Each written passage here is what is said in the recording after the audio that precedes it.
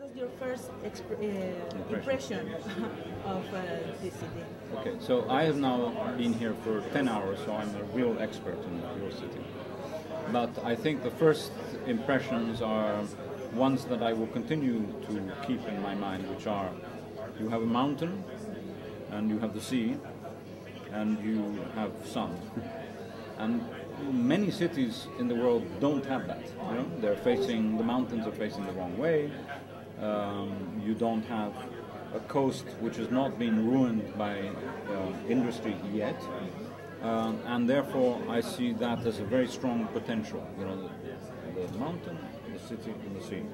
And a lot more work needs to be done to improve that relationship, but I think that's my first very strong impression. The other one, which is quite interesting, is to see how the whole edge of the city, further up the mountain, is in many ways a more complicated side. You know? We're socially difficult and very little access because it's steep up the hill, and you know, in many ways some of the more deprived areas are there.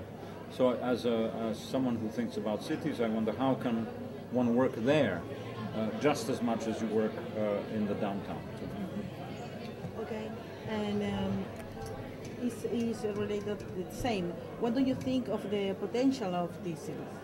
Well, I think, for example, main landmarks. The main? The landmarks. The existing landmarks, do you mean, or future landmarks? No, what do you think about it? Right.